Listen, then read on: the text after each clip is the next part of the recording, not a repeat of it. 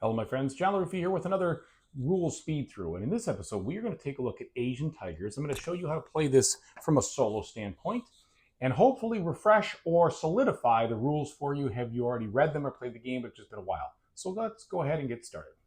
Okay, folks, and as usual, please like and subscribe to my YouTube channel if you haven't already. If you have, I really do appreciate that support. Thank you very much. So this game is about trying to get area majorities and area influence, so to speak, in 4 different spots, okay? And then also running up the track over here in the global market, the trade track, all right? Now, I have kind of just set this, I had just finished the game, so I took some pieces back and kind of set it up so I could teach it from an example standpoint. So basically what you're looking at here is just, let's say it's a typical kind of state in the game at some point, but it's not going to match up exactly, right? It doesn't matter. It's going to work for the teach. So here's what's going to happen. In this game, you are going to do the same type of thing every turn. When it's your turn, you're going to take the worker that is the furthest to the left in your player area, and you're going to place it in any matching area or in a space that doesn't have a matching area yet on there in one of the 4 tigers. And then you're going to take that action that well, you're going to pay the amount of money that you have to, which is these areas that are the investment funds, pardon me. And you'll have some on the track. Let me just add a couple more here so that you can see. Anyway, when you play it down, you're going to pay either 3, 2, or 1 investment funds, all right? And that allows you to take the actions in that section or to the right. So for instance, if I placed the white worker here, I have to pay 3 of these funds, which it shows right there on the board. But then I could take any action below or to the right. All right. Now, what are the actions? Well, you're building infrastructure. So you could either build, and they have to be open, of course, but you could either build a university, which are these actions over here. And the university might give you a department, might cost you some things, and that will give you some bonuses, so to speak. You can build a factory, which are right over here. When you build a factory, you'll get 2 goods, as it shows here. It'll cost you 4 power to do that, but you'll get 2 goods.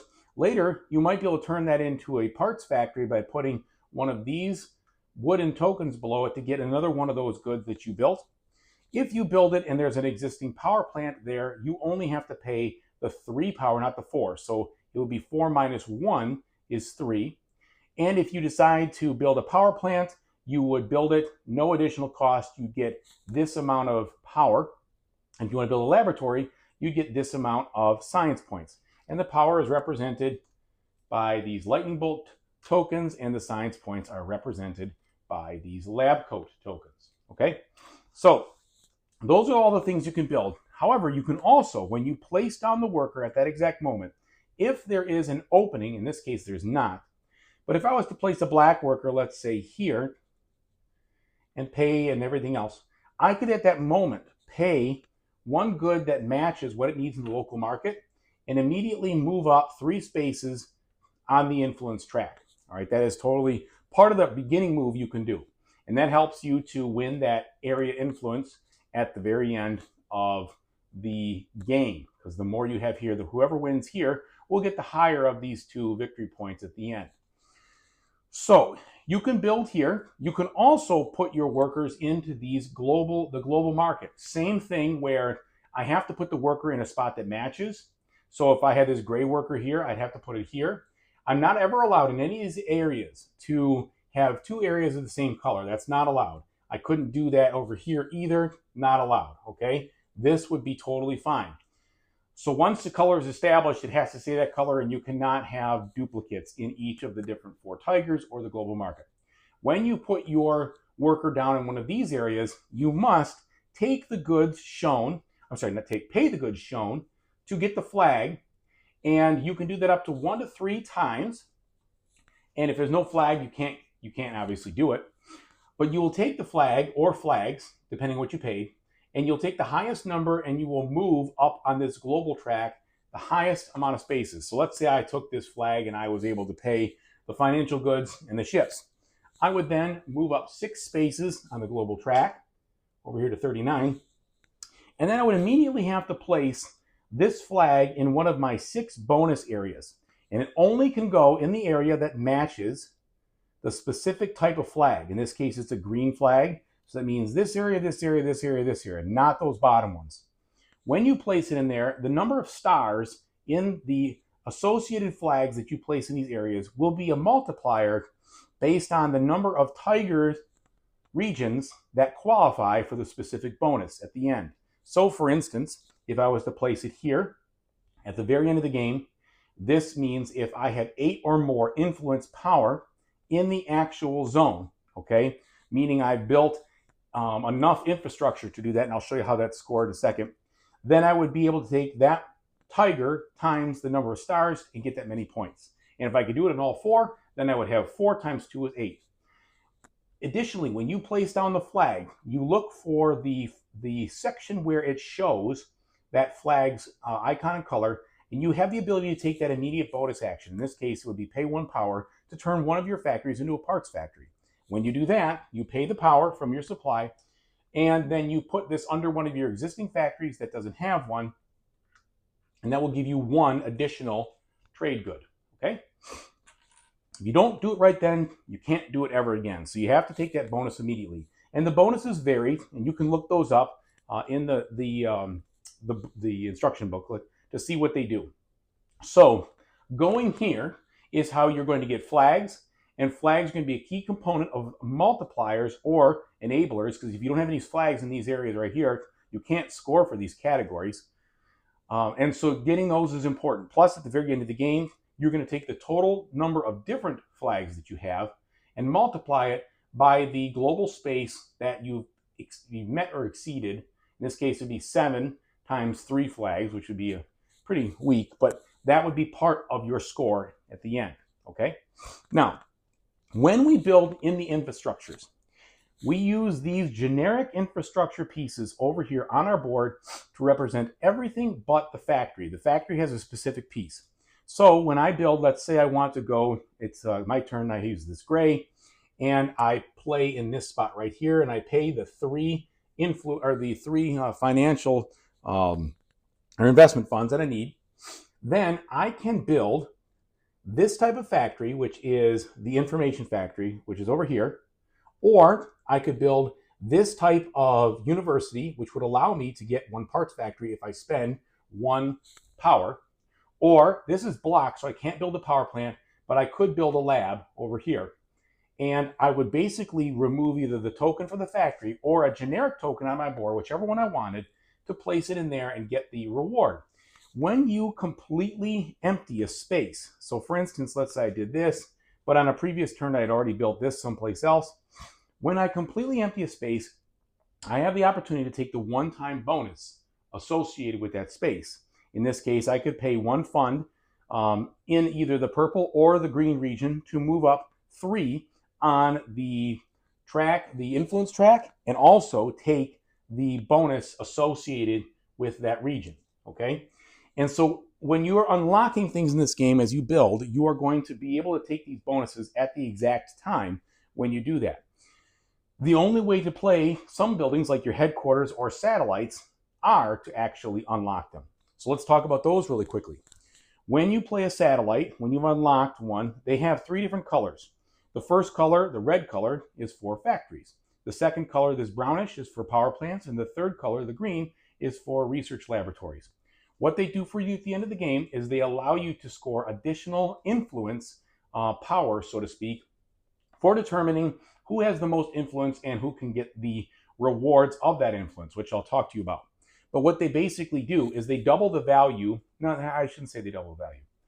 They add an additional value to each piece that is aligned with them on the board. So in this case, the way that you score influence in a region is that each piece of wood is worth 1 point, okay? That means I'd have 1, 2, 3 because of that parts factory, 4, 5, 6, 7. That'd be 7, plus an additional 1 for the actual piece that you have here with the satellite, which would be 8. But you don't add an extra 1 for the parts factory. Also, if you've built power plants in these infinity spaces over here, you don't count those with the satellite bonus. So they talk about what that means over here, and it's just these 3 spaces, these 3 spaces, and these 3 spaces, depending on which kind of satellite you built, and you don't get a bonus for building a parts factory based on the satellite, okay? So that's a pretty key thing, which we'll talk about in just a second. The other way that you could get an influence is by having unlocked your headquarters, and you build that headquarters in a spot. When you do that, you'll actually be able to get and claim this bonus, regional bonus, but then that will also count as a 1 or power for that influence total.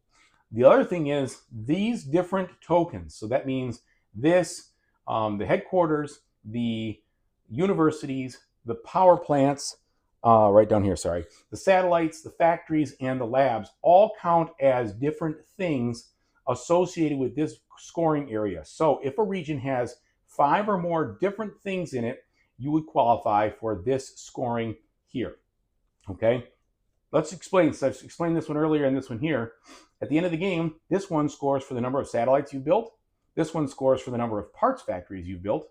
This one scores for the number of power plants you've built. And this one scores for the number of laboratories you've built.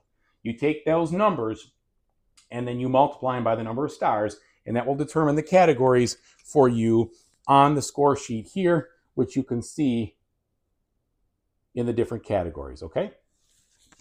Now, that is basically the way the turn's going to go. You are going to play your 10 turns, and they're going to play their 10 turns back and forth until you finish a round. There are 2 rounds in this game. They're called eras.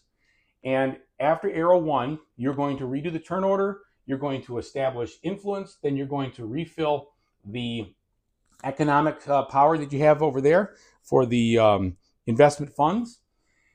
Then you're going to play another 10 turns, both of you, and then you're going to do the end game scoring, and that's how you're going to determine your score. Now, before I go through those, let me talk to you about the way the Automa works. The Automa works in a very simple way. You specifically will flip over one of these tiles, and if you're in era 1, you look at the left side, and if you're in era 2, you look at the right. It's going to tell you where it wants to take its action. In this case, it wants to take its action in the blue area, which is Singapore. It's going to tell you with this icon, immediately move up 2 spaces on the influence track. So I move up 2. Then it's going to tell you in order of priority where it wants to build. It is going to have to use the next worker in its area, and it's going to have to put that on a space that makes sense. If there is nothing in the area, let's say it was like this, they would always choose the one furthest to the left that would still work with the placement rules. And then they would try to build a factory first if they could, if not a university, if not a power plant, and then if not a lab. Now in this case, they would be able to build their factory. They wouldn't be able to build their factory because they've already built that factory somewhere else. Note that it's gone, okay? So they would move on to a university. When they move on to the university, they always built the leftmost university available, okay? So that would mean this spot right here, not that spot. They will try to build in all these areas first, and if they cannot build here, they will move to the next section and redo the priority over there. And so that is how you deal with these cards. Now, there's a couple of other icons. Let's show you this one. This icon says they are going to place from the supply 1 good in the spot that they're going to go, basically blocking that local market. So they don't get any rewards for that. But if they were to go there, they would block this based on this situation, okay? Now here, this is a condition that says it's going to go to the place where it has the most power. Oops, you can't see that. The most power in the region, either yellow or blue, okay? And the way they figure that out, I shouldn't say power, it's like influential power. The way they figure that out is the total number of wood pieces that it owns, okay? And that includes if you build a satellite or if it builds a satellite. If there's a tie, it breaks the tie with this icon down here, okay? So those are the different icons you're going to see. You're going to see a building order. You're going to see them blocking and market space but getting no reward for it. Them getting influence power on the specific track and a tiebreaker. Those are what you're going to see on these. Now, these come in a bunch of varieties, but there's a second one, or a second type, that looks like this. This is when it's going to interact with the global market. In era 1, it's going to try to place in the highest space possible, then going down. In era 2, it's going to try to place in the lowest space possible, then going down. And then it's going to select a flag that is different, if it can, different than one that it already has, okay? And sometimes it says 2, sometimes it says 3, so it may take 1, 2, or 3 flags depending on the situation where they go. If it already has all the flags, it would then just do the bottom thing here, like take one flag of something it already has, okay? But it's always going to try to shoot for the one that gives it the highest number, and it is going to move itself up on the global influence track. And that's it, except for one last thing. If there is no flag available and it was supposed to, then it's going to get those 2 points over here. That is kind of like a default. It doesn't just do nothing at all. If it can't get a flag, it's going to go ahead and move up. It's going to move up any 2, put his worker down there. Okay? And so that's how that works in regards to the automa. Very easy to accomplish. Now, when the automa goes and clears a place just like you, it will get bonuses. So it will get like this bonus here, this one here, as it clears those places. As it places all 3 types of flags, it will also get the bonus shown on the bottom here, and it will do that action. These little areas down here determine how it takes its action and how it breaks its ties, etc. It's best to just read that carefully in the rule book. But basically what this says is that it's going to obey all the placement rules, and then it is going to build from A to C if it needs to choose, and it will build from top to bottom in era 1. I shouldn't say build, but place from top to bottom in era 1 or bottom to top in era 2 on that market. This talks about how it resolves different ties, and then this talks about end game conditions or other conditions where it's got issues. You know, for instance, it will build on the left university spot. Okay. The last thing to talk about is the specifics and how you do the era scoring, okay, or the era evaluation, I should say. So the first thing I'd recommend on that is, it doesn't hurt. It actually is pretty easy to follow right along with the rule book, but I'll go and teach it anyway. When you get to the end of era 1, the first thing you're going to do is determine the new turn order for era 2, and that is simply going to be the person furthest along on this track. So in this case, if this is how it was to end, the red player, or the automa, I should say, would be the one that would be going first, okay? And if there's a case of a tie, the player whose marker is at the bottom is considered the furthest along because they got there first. All right. And then you go to this spot right here, and this is where we evaluate who has the most power. So let's take this spot as for instance, okay? This has to do with influential power. So the red, the automa, has 1, 2, 3, 4 for the parts factory, 5 influential power. I, as the player, have 1, 2, 3, 4, 5, 6, 7, 8. So I have more influential power. So I am going to move, I'm sorry, not yet. I'm going to move up, and this is 12 and 9. I'm going to get the higher of the numbers. I'm going to move my marker 12 spaces up. He's going to move his space 9 up because he was the second one. If you don't have any influence at all, let's say you got to the end of the round and you didn't build anything there, you don't get to do anything. You have to have at least something in that area, okay? And you're going to evaluate each of those in era 1 simply going up on the tracks. Then, whoever was the top on the track, okay, they will get the forced option in the solo game to get one of these special flags, and then they have to move back down to the nearest tiger space, okay? You have to assign this right away. This gives you 2 movement on the global track, and then you have to put it in one of these categories, okay? And when you do that, you do not take the bonus over here. You just assign it. Now, this does count for 1 star at the end of the game, but like it shows you, it shows this area, you don't take the bonus, okay? So you're going to do that with all 4 tigers. Then you're going to refill your I don't know why I can't remember the darn thing, influence funds or investment fund to 6. The AI never uses investment funds. They never use coins or tokens. I'm sorry, I should say power or science or goods or anything like that. You go to 6, but you get 1 extra for each laboratory you've already built. So in the case of this situation, I would go to 6, 7, 8 because I have built 2 labs on the bottom, okay?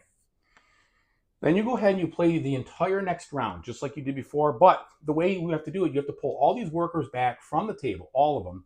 Take one of each color, black, gray, or white, and you are going to assign, you're going to randomly assign one of them to the highest region area, which would be here in A, then another one to the second highest, which would be over here into B, and then another one into the third highest, which would be here into C. So A, B, and C, 1, 2, 3. It sets up the beginnings of the market for what you have with these guys. You'll take back 12 of each worker for each of the other, for you and the other player, the automa. You'll put them in the bag. You'll draw out 2. The 2 that you draw must be different, but those 2 that come out will be set aside. The other 10 will be put in order on top of here. And then you will have your 10 workers in order, which you have to use from left to right for the next era. And that's also what you're doing at the setup too, but I didn't really show that. Now, when you go through the final scoring, you're going to trade in 3 of your goods, power, and science, 3 to 1 for 1 movement up on this global track. Then whoever is in the lead here is going to break all ties for anything that has to do with influence, unless there is a headquarters here. The headquarters would break your tie if there's a tie without that. Okay, so then you're going to come over here and you're going to score the influence just like I talked about, but the amount's going to be different. Instead of 12 and 9, it's now 20 and 14. And whoever wins that area will get the highest of the point value, and the other person will get the lower of the point values. And you write that down on the score.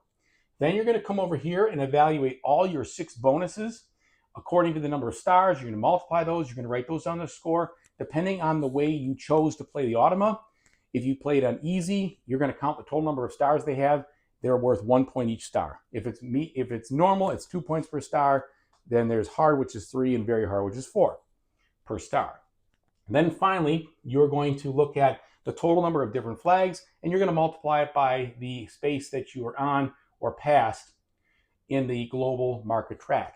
That will be your third part of your score, and then you will have a score sheet that looks like this. You'll take this total, and this total, sum it up, and that will be your final score. So it is a very approachable and easy game to play once you've gotten that feel of it. I think that it's something that people are going to like if they like the type of game this is. I've already given a review on that, so I'm not going to get into it, but I just wanted to do a teach so that you could understand the flow and see how it goes. I've also done a walkthrough. Feel free to check that out from a solo standpoint. That can also help you learn. So thanks so much for watching. I really appreciate it. I don't think I've really forgotten anything, but if I did, let me know in the comments, and I will do my best to append it. All right, have a good one, everybody.